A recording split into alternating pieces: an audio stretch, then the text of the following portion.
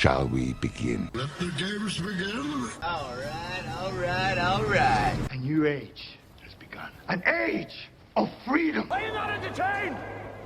Are you not entertained? Get to the chopper! This is going to be quite a ride.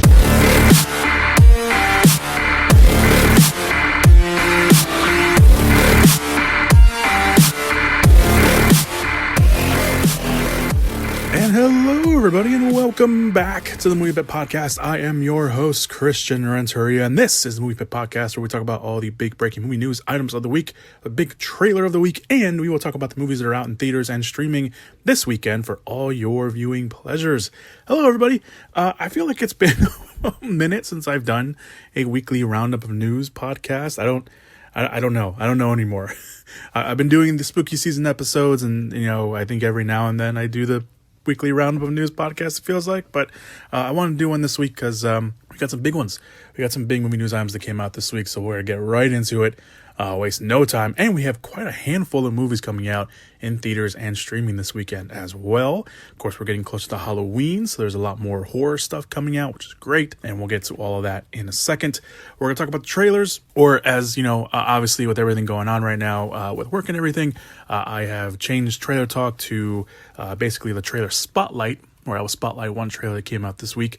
And this week, it has to be the trailer that everyone was talking about when it came out. And it is the first trailer for Universal and Blumhouse's newest horror movie, M3GAN.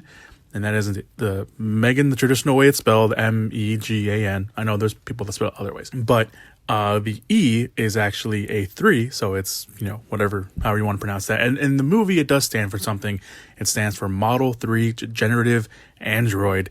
And this trailer is bonkers. And there's a good reason for it. So the movie follows a roboticist played by Allison Williams, which from Girls and Get Out, for movie fans, who designs a lifelike doll that uses AI to learn about companions. She decides to test the doll on her newly orphaned niece, Caddy, played by Violet McGraw, who played young Nell in The Haunting of Hill House. She's been in a bunch of other stuff too, but I think that's the main thing that most people will know her from, who she takes in, obviously.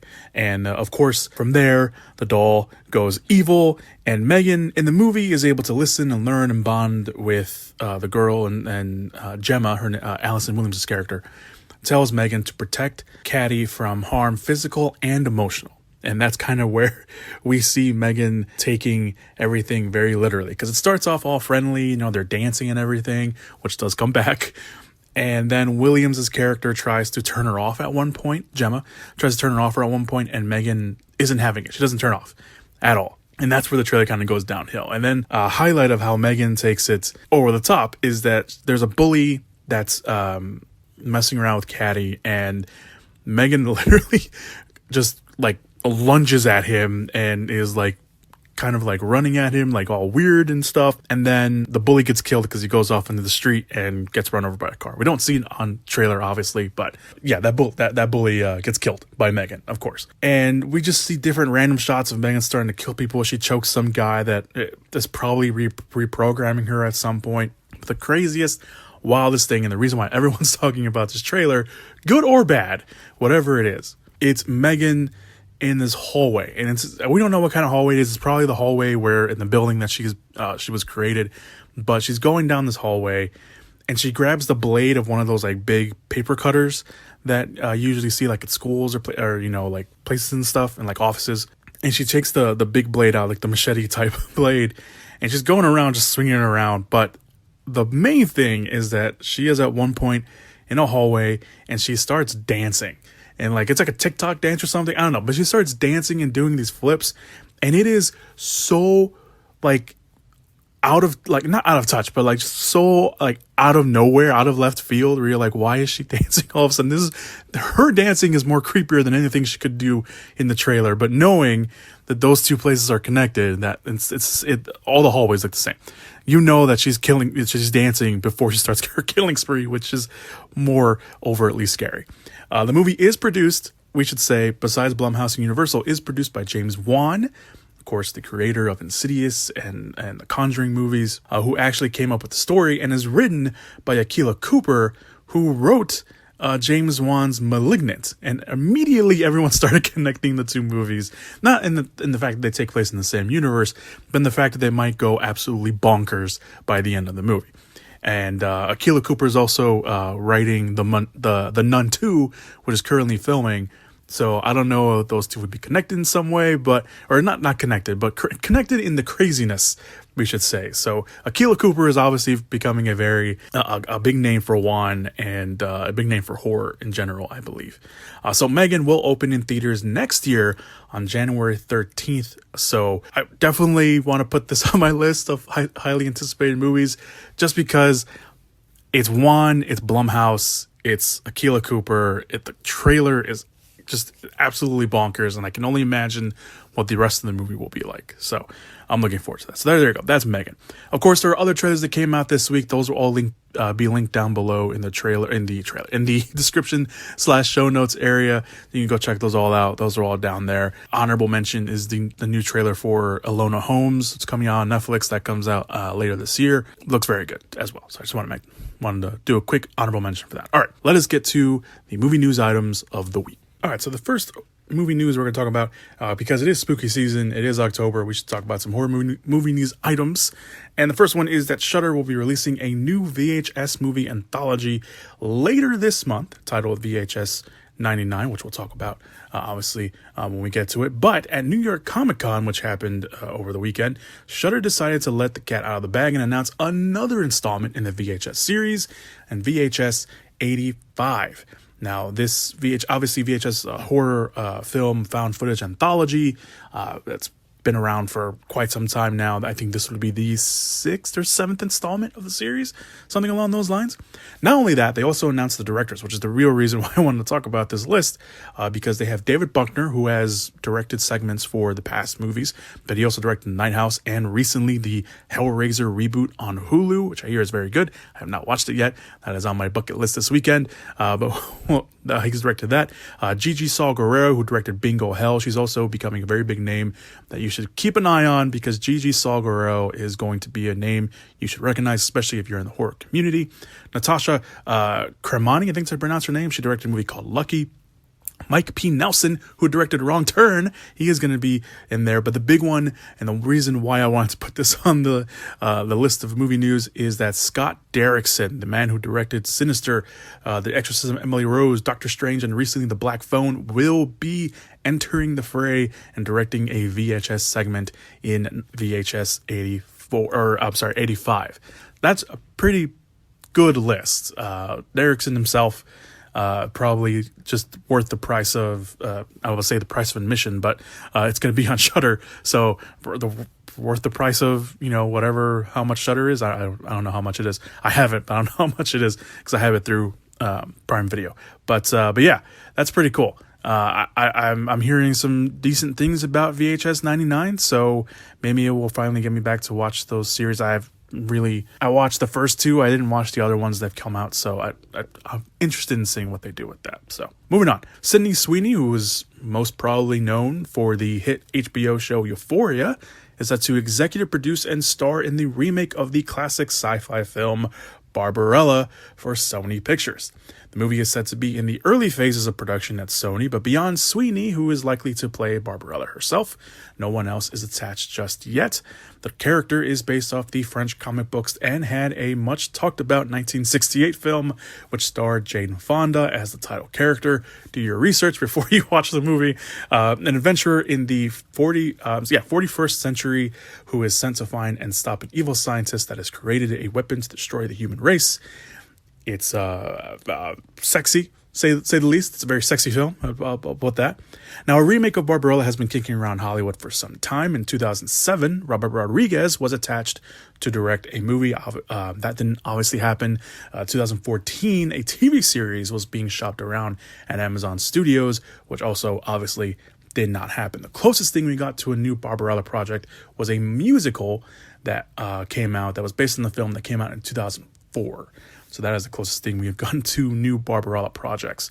Sweeney's career has been in the up and up because of Euphoria, obviously. So much so I didn't know this. She apparently started her own production company called 50/50 Films, and she has another project set up at Sony, which is called The Registration, which is based off a novel, and the novel itself is described as a dystopian thriller. And she has another one set up at Universal that just dropped this week as well, called The Caretaker, that is based off a short story that she will executive produce along with her 50/50 film. So there you go. Plus, of course, this and all of her other projects that are lined up that she's going to star in. So Sydney Sweeney's career is very, very up and up because of Euphoria, and now she can add Barbarella to the list. Moving on, Kenneth Branagh is back behind the camera and the mustache for Hercule Poirot in the film A Haunting in Venice. The movies, and this one, of course, is based off Agatha Christie's novels. This one, A Haunting in Venice, is based off Halloween Party.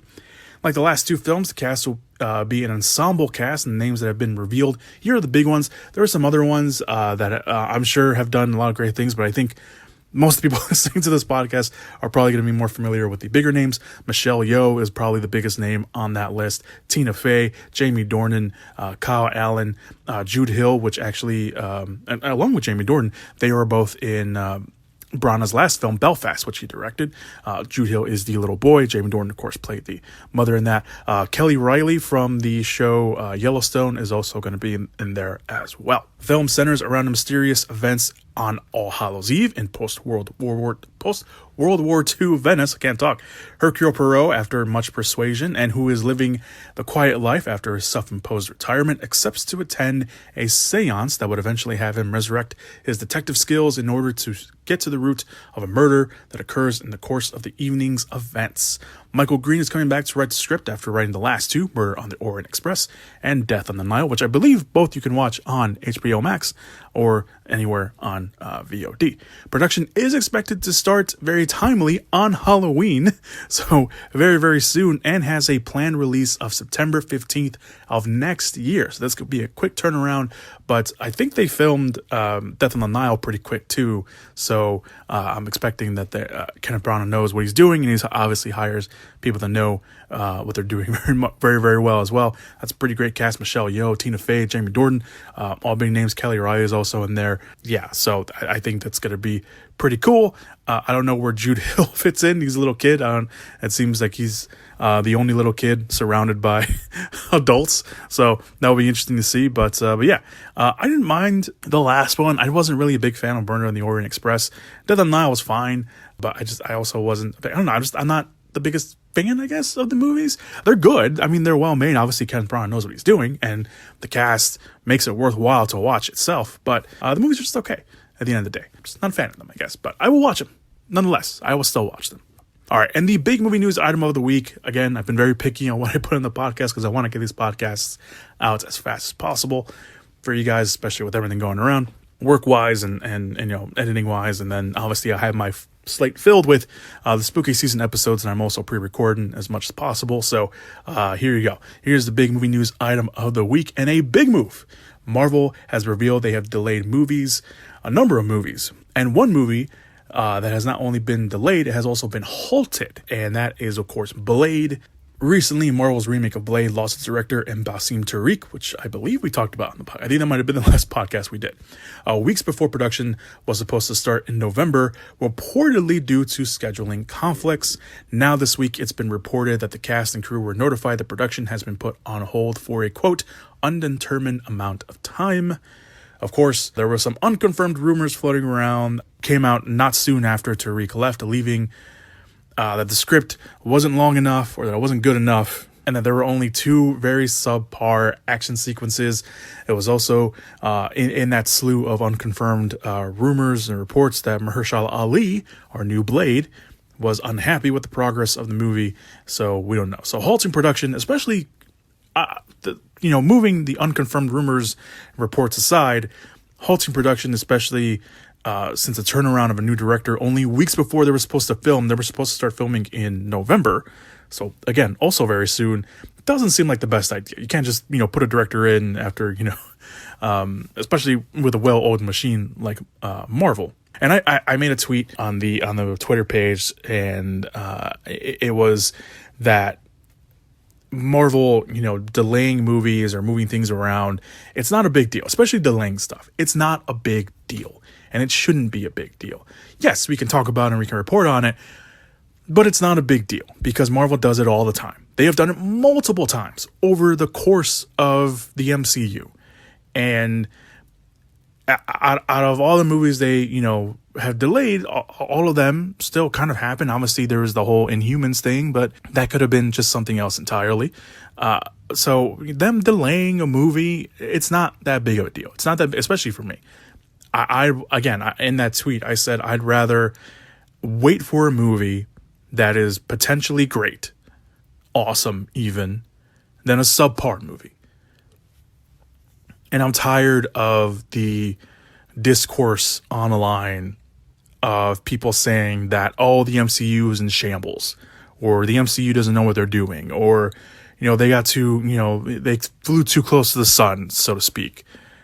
Which, that last one, maybe. Obviously, it's also kind of our fault, us fans, because, we see what you guys can do, and you guys have been doing awesome stuff. Marvel, Kevin Feige, all the writers, actors, directors, producers, whatever. The whole crew, the whole Marvel crew.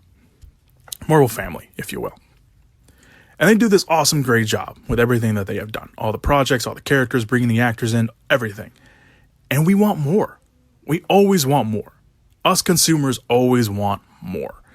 And I think we're kind of also to blame too. It's Marvel announces 10 projects, and we're like, oh, how are they going to do all these projects? But us as fans, deep down inside, we're like, no, I want to watch all those projects. I know I'm like that.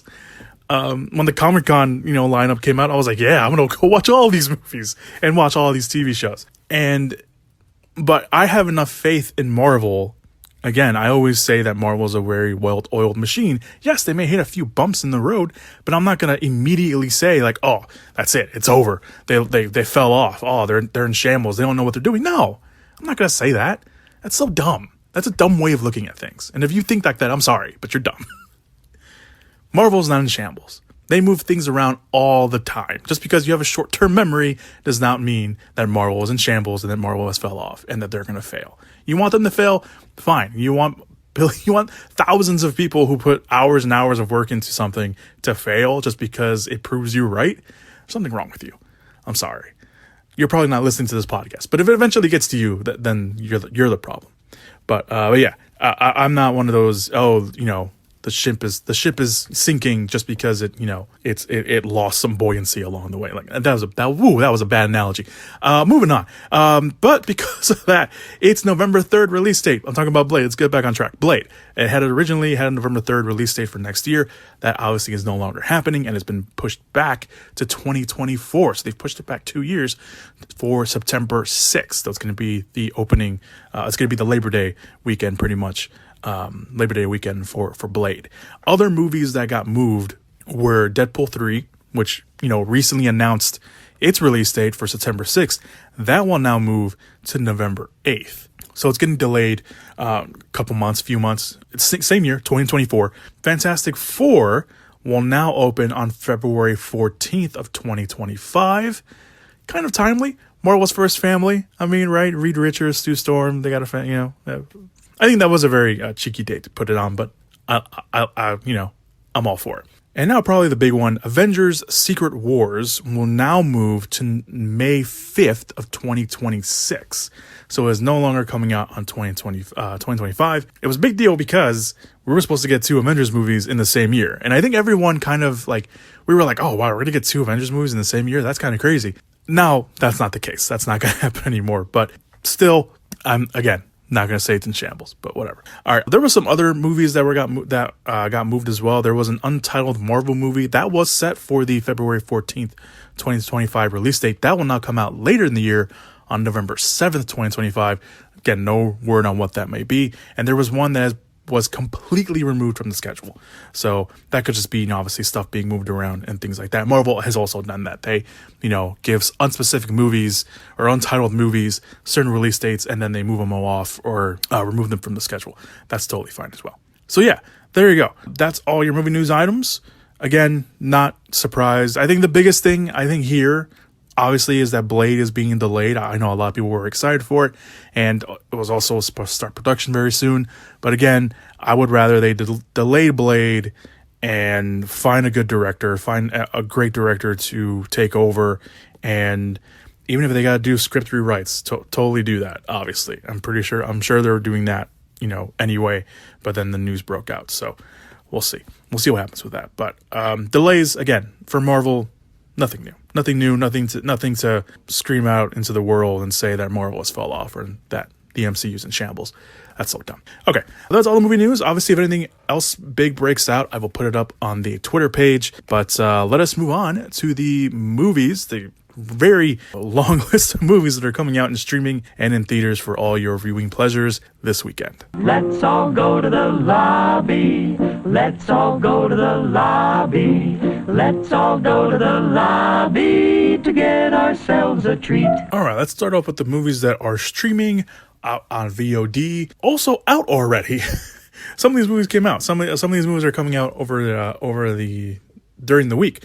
I guess good, because you can just batch them all up at the end of the week. Anyway, movie's already out on VOD. Spirit Halloween the movie that has already come out. That is of course based off the store Spirit Halloween. They made a movie. We talked about this briefly when the trailer came out a few months back. I haven't heard anything good about the movie personally. I've only seen a few things, and the few things that I've seen not been good.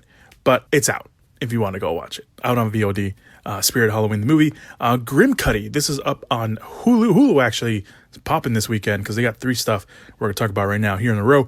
Grim Cuddy. A suburban teen girl and her little brother must stop a terrifying internet meme brought to life by the hysteria of their parents. This came out already during the week. It looks rather interesting, to say the least. The monster, the Grim Cuddy, if you will, in the movie looks, I'll just say that. It looks interesting. Put it that way. The next movie is actually an A24 movie that is being dropped on Hulu based off the novel by Dennis Johnson.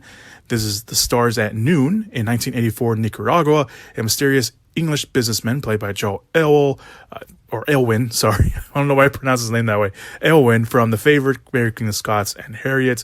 And a headstrong American journalist played by Margaret Qualley from Once Upon a Time in Hollywood. I think that's kind of the big thing that everyone knows her from.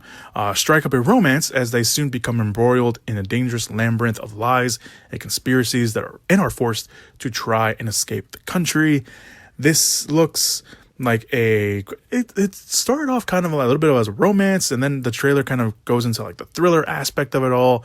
Like there's some people that the businessman knows, Joe Elwyn's character, that goes to Margaret Qualley's character, and they're like, how well do you know him?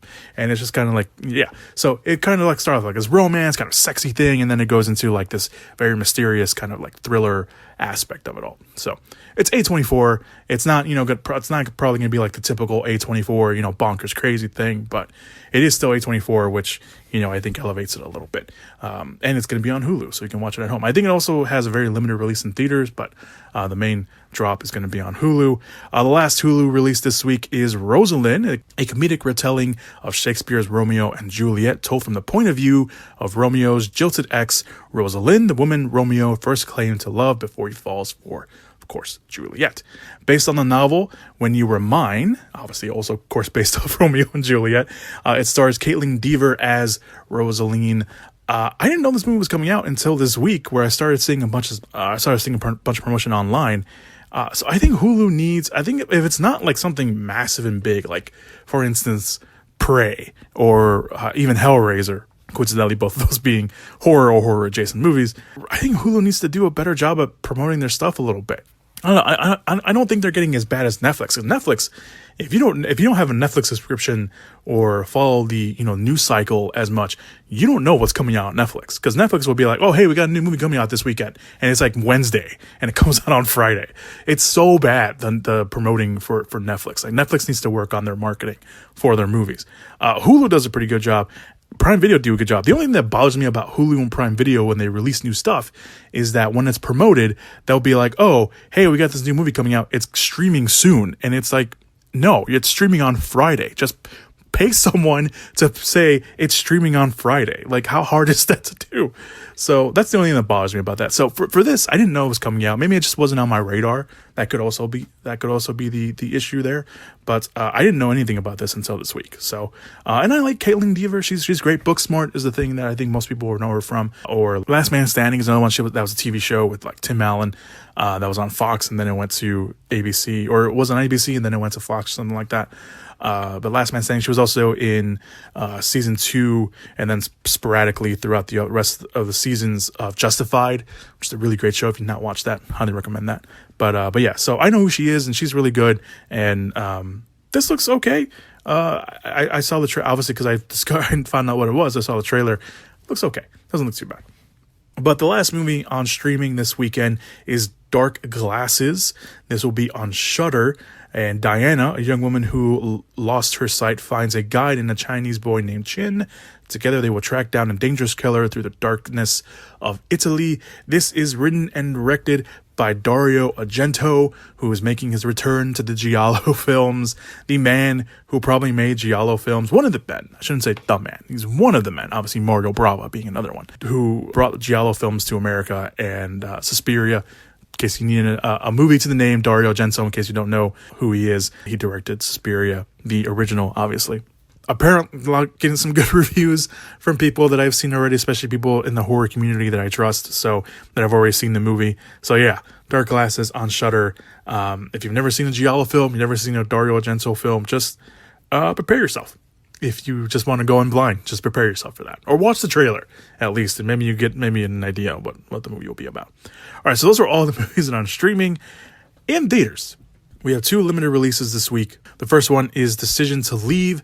This is the new movie by Park Chan-wook, who, of course, directed Old Boy, Thirst, and The Handmaiden. A detective investigating a man's death in the mountains meets the dead man's mysterious wife, and very crazy conspiracy ensues.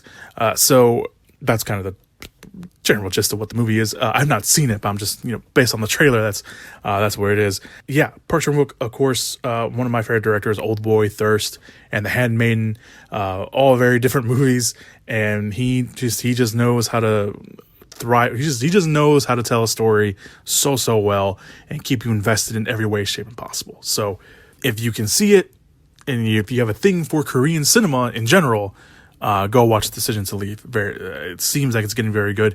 Reviews so far have been saying that's very, very good, as well as premiered at a bunch of festivals and stuff. So the next limited release is Raymond and Ray. Half-brothers Raymond and Ray, played by Ewan McGregor and Ethan Hawke respectively, reunite when their estranged father dies and discovers that his final wish was for them to dig his grave. Together they process who they've become as men, both because of their father and in spite of him.